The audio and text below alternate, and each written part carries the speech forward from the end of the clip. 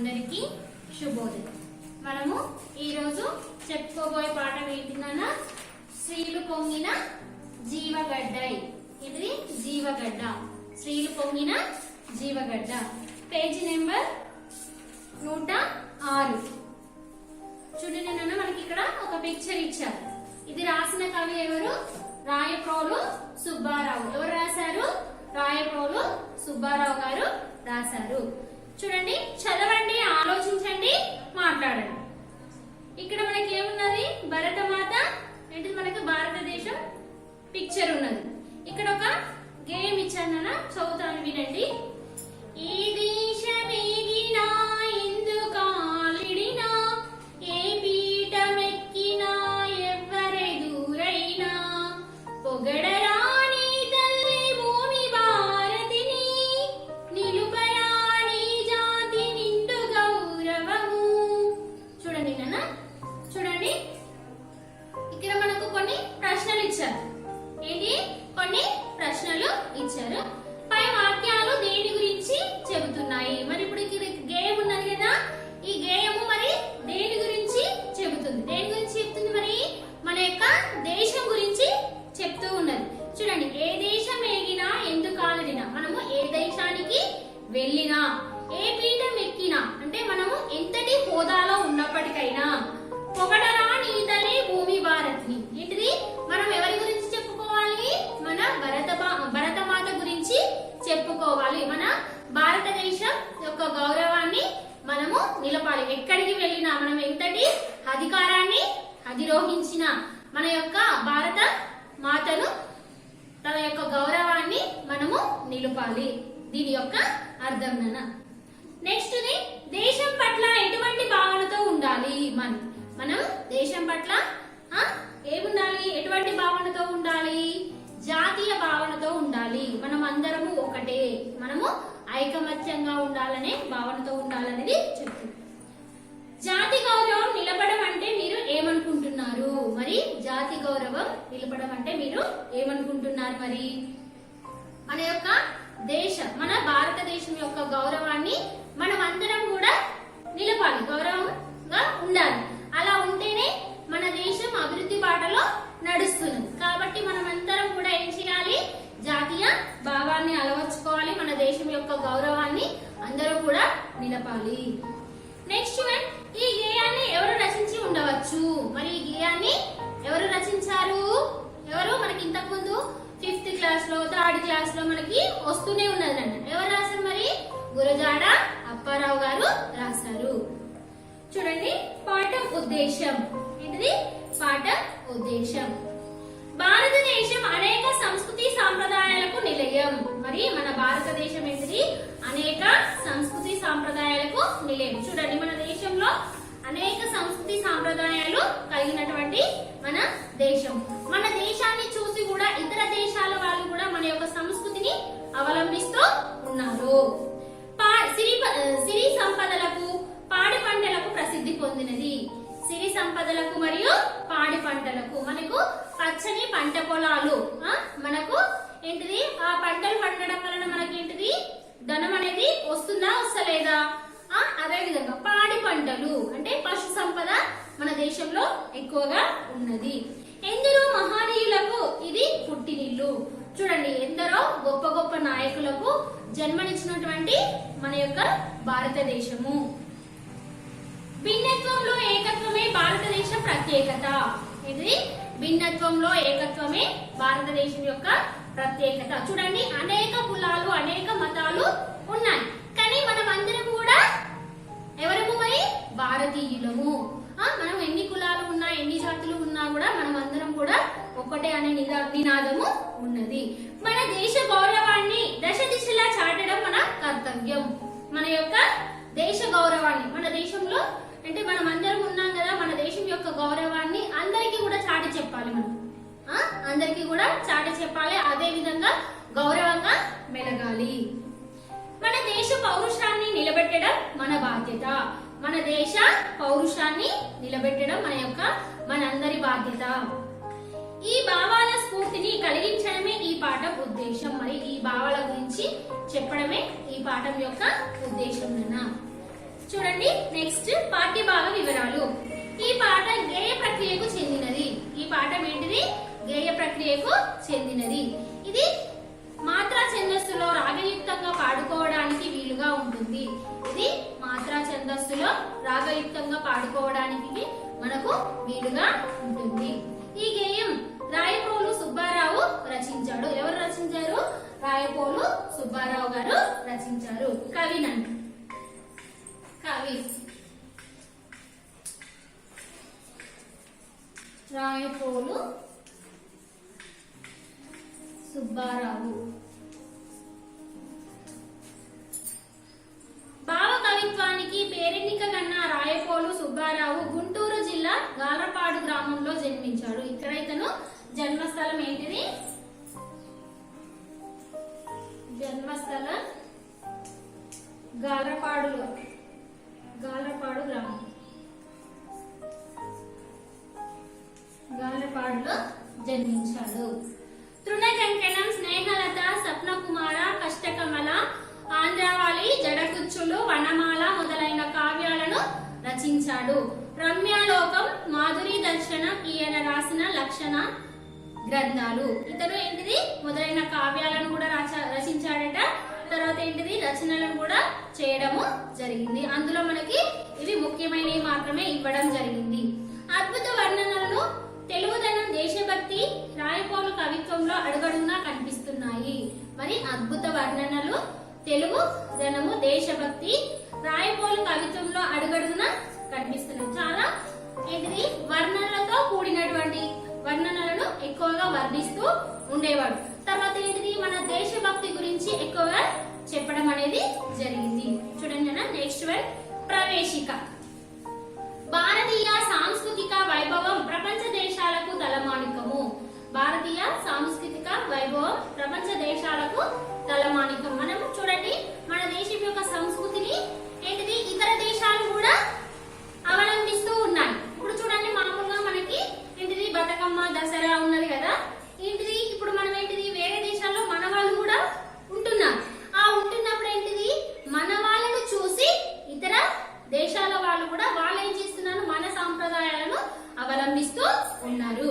మన వైదిక వాంగ్మయం, ఉపనిషత్తులు సమాజానికి దివ్య మార్గదర్శనం చేస్తాయి. ఏంటిది? ఇవన్నీ కూడా మన వైదిక వాంగ్మయము, ఉపనిషత్తులు, వేదాంగాలు వీటన్నింటిని గురించి కూడా మనకు మార్గాన్ని చూపించడం అనేది జరుగుతుంది. భారతీయ చారిత్రక గాథలు, సాహితీ సంపద, కవిత్వం, నాట్య రీతులు అత్యంత ప్రసిద్ధికి ఎక్కినాయి. చూడండి భారతీయ చారిత్రక గాథలు, సాహితీ సంపద, కవిత్వం, నాట్య రీతులు అత్యంత ప్రసిద్ధికి ఎక్కినాయి. చూడండి ఏంటిది? మా రామాయణము, మహాభారతము ఇలాంటి చరిత్రకు సంబంధించినటువంటి కొన్ని గాథలు ఉన్నాయి. వాటి గురించి కూడా చెప్పడం అనేది జరుగుతుంది.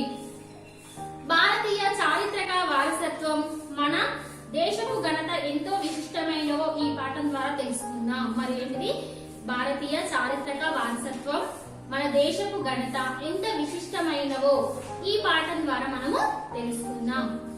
చూడండి నాన్న పేజీ నెంబర్ 108.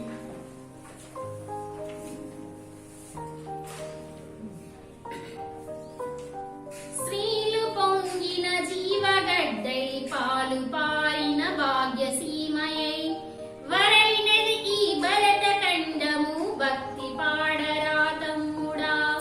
వేద శాఖలు వెలిసెనిచ్చట, ఆది కావ్యం బలెరనిచ్చట, బాదరాయణ పరమ ఋషులకు పాదు సుమ్మిది చెల్లెలా. విపిన బంధుర వృక్షవాటిక ఉపనిషన్ముదు ఒలికెనిచ్చట, విపుల తత్వం విస్తరించిన విమల తలమిదె తమ్ముడా. సూత్రయుగముల శుద్ధ వాసన, క్షాత్రయుగముల శౌర్య చండిమ, చిత్రదాస్యము చే చరిత్రల చెరిగిపోయెను చెల్లెలా. మేలి కిన్నెర మేళవించి, రాలు కరగగ రాగమెత్తి, పాల తీయని బావి భారత పదము పాడర తమ్ముడా. చూడండి నాన్న మన ఏంటిది? మన భారతదేశంలో ఉన్నటువంటి ఏంటిది సిరి సంపదల గురించి, పాడి పంటల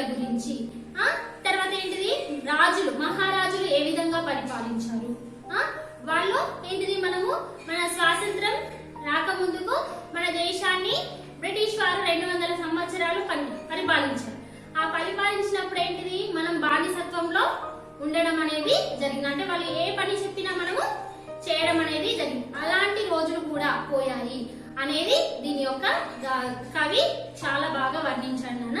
చూడండి, స్త్రీలు పొంగిన. స్త్రీలు అంటే ఏంటిది? స్త్రీలు, స్త్రీ కాదు నాన్న, స్త్రీ అంటే వేరు, స్త్రీ, ఇదేమో స్త్రీ. ఇదేంటిది? స్త్రీలు అంటే ఏంటిది? సంపద. ఏంటిది? స్త్రీలు అంటే ఏంటిది? సంపద. పొంగిన, పొంగిన అంటే ఏంటిది? ఉప్పొంగిన, ఉప్పొంగిన. జీవగడ్డే, జీవగడ్డ. చైతన్యంతో తొణకిసలాడిన.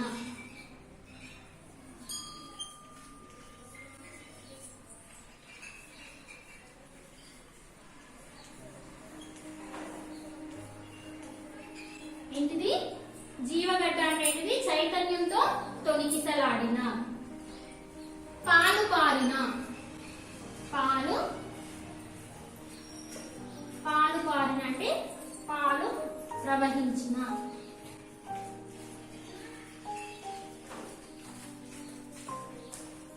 ప్రవహించిన. భాగ్యసీమయే.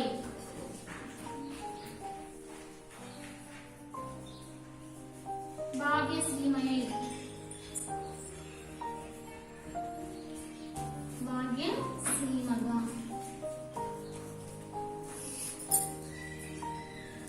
వరైనది. వర్ధిల్లినది.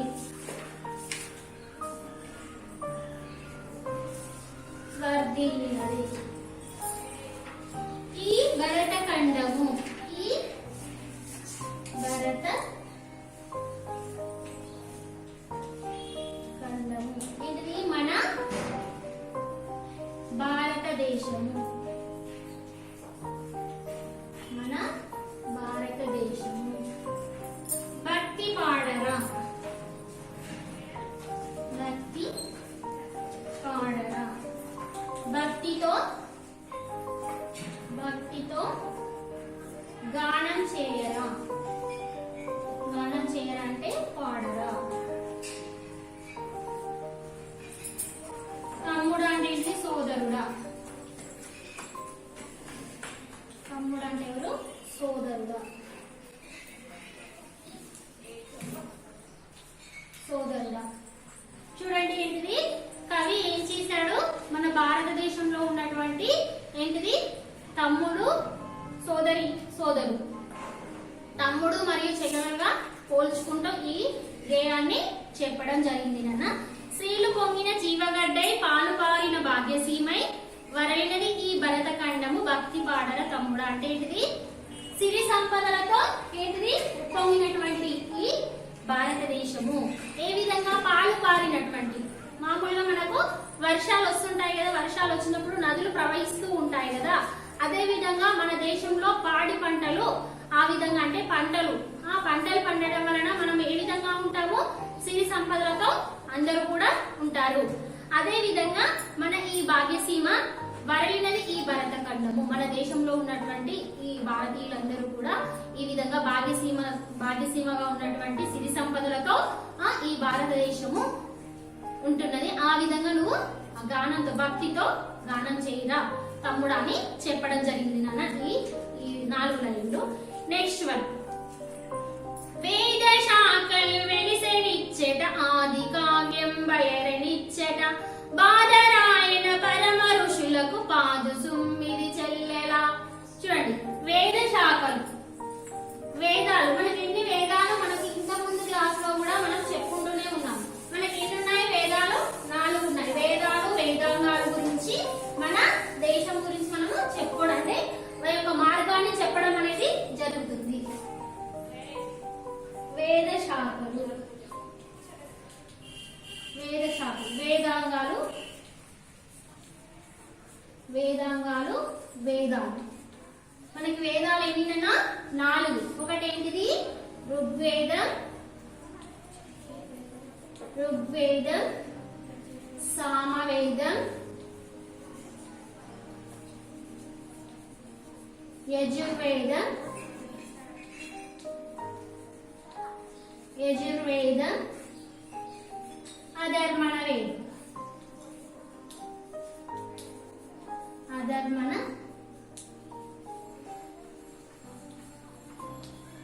వేదాలు 4 మనకు ఋగ్వేదము సామవేదము యజుర్వేదము అధర్వణ వేదం.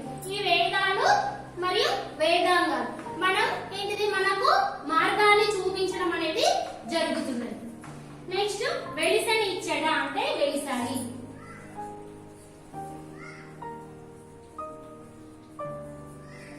వెలిసని ఇచ్చట అంటే వెలిశాలి. ఆది కావ్యం ఆది అంటే ఏంటిది మొదటి కావ్యం రామాయణం అన్న మొదటి కావ్యం ఏంటిది రామాయణం. ఈ మొదటి కావ్యం కూడా ఏంటిది మొదటి కావ్యం రామాయణం కూడా ఇక్కడే పుట్టినది. వలెడని ఇచ్చట అంటే పుట్టినది.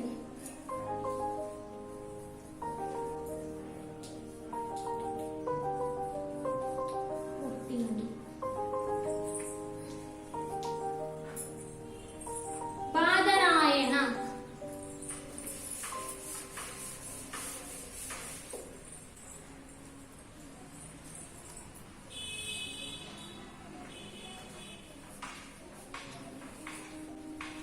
బాదరాయణుడు అంటే వేదవ్యాసుడు అన్న. వేదవ్యాసుడు మహాభారతాన్ని భాగవతాన్ని రచించాడు. వేద వ్యాసుడు ఇతను ఏంటిది మహాభారతాన్ని భాగవతాన్ని రాయడం జరిగింది. పరమ ఋషులు గొప్ప మునులు.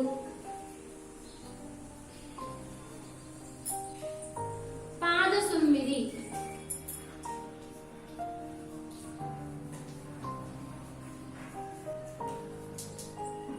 మూలాలు మూలమైనటువంటి వారు. చెల్లెల అంటే ఓ చెల్లెలు. చూడండి వేద శాఖలు వెలిసనిచ్చట ఆది కావ్యం వలరనిచ్చట బాదరాయణ పరమ ఋషులకు పాదుసుమ్మిది చెల్లెల. అంటే మన దేశంలో వేదాంగాలు వేదాలు ఇక్కడ పుట్టినవి. ఆది కావ్యం అయినటువంటి రామాయణం కూడా ఇక్కడనే పుట్టింది. బాదరాయణుడు అంటే వేదవ్యాసుడు అయినటువంటి ఎవరు ఇతను మహాభారతాన్ని మరియు భాగవతాన్ని కూడా రచించినటువంటి గొప్పనైనటువంటి మహామునులు ఇక్కడ పుట్టిన వీళ్ళందరూ కూడా దీనికి మూలమైనటువంటి వారు అనేది దీని యొక్క అర్థం. నెక్స్ట్ వన్ విపిన బంధుర వృక్ష వాటిక ఉపనిషన్బుధులొలికెనిచ్చట విపుల తత్వము విస్తరించిన విమలతనమిదే తమ్ముడా. విపినం విపినం అంటే ఏంటి మనకి ఇంతకు ముందు క్లాస్ లో కూడా వచ్చాయి. విపినం అంటే ఏంటి అడవులు.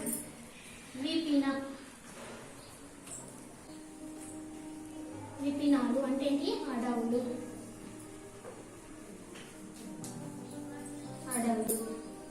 బంధుర అంటే దట్టమైనటువంటి బంధుర.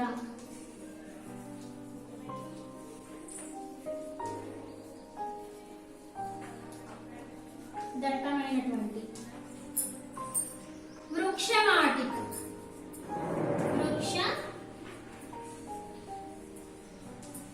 వృక్షవాటిక చెట్ల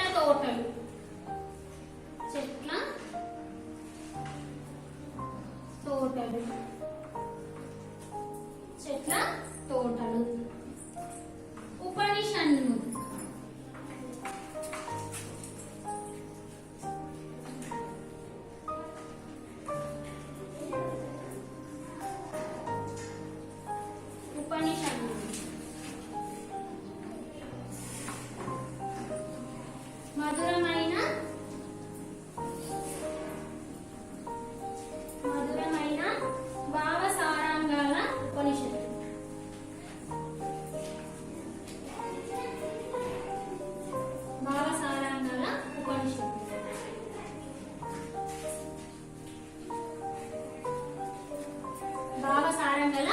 ఉపనిషత్తులు.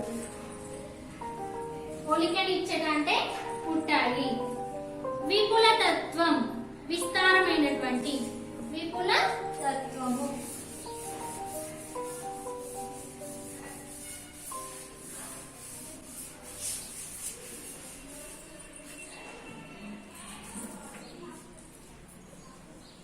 విపుల అంటే విస్తారమైన,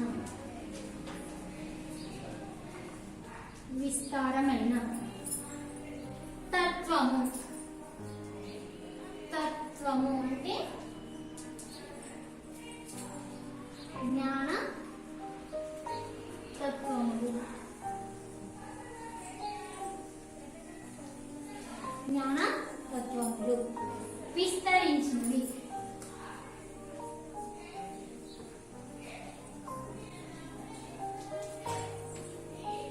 పుట్టినవి, పుట్టినవి. విమలతలు,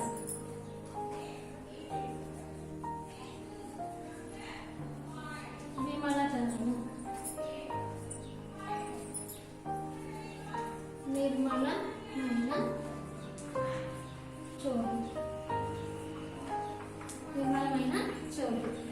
ఇది తమ్ముడా.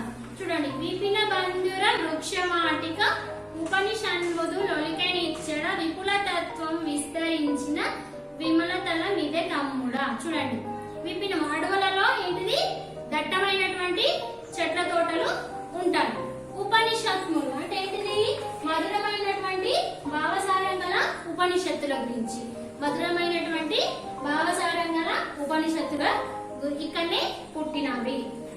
విపుల తత్వం విస్తరించిన విమలతల మీద. విపుల తత్వం విస్తారమైనటువంటి జ్ఞానాన్ని, జ్ఞానతత్వం కలిగినటువంటి ఏంటిది నిర్మలమైన చోటు కూడా ఇదే అని దీని యొక్క భావం. ఇవి మూడు మళ్ళొకసారి చెప్తాను, ఇవి నెక్స్ట్ క్లాస్ లో చెప్పుకుందాము. చూడండి, శ్రీలు పొంగిన జీవగడ్డై పాలు పారిన భాగ్యసీమై వరయనిది ఈ భరతఖండము బస్తి పాడర తమ్ముడా. అంటే సిరి సంపదలతో చైతన్యంతో ఉప్పొంగినటువంటి ఈ పాలుగా ప్రవహించినటువంటి భాగ్యసీమ, భాగ్యసీమలో ఈ విధంగా పాడి పంటలతోటి భాగ్యసీమలతోటి ఇలాంటి గానము చెయ్యి అని తమ్ముడుగా అని చెప్తూ ఉన్నాడు. నెక్స్ట్ వన్ అన్న వేద శాఖలు, వేదాలు వేదాంగాలు ఇక్కడనే పుట్టినాయి. ఆది కావ్యమైనటువంటి మొదటి కావ్యం రామాయణము కూడా ఇక్కడనే పుట్టింది. బాదరాయణుడనే అతను అంటే పేరు, అతనికి బాదరాయణుడు అనే పేరు వచ్చినది. ఎవరికి? వేదవ్యాసుడు. వేదవ్యాసుడు మహాభారతాన్ని మరియు భాగవతాన్ని కూడా రచించినటువంటి గొప్ప గొప్ప ఋషులు కూడా ఇక్కడనే వాళ్ళు ఇలాంటి కావ్యాలను రాయడానికి మూలమైన వారని దీని యొక్క భావం.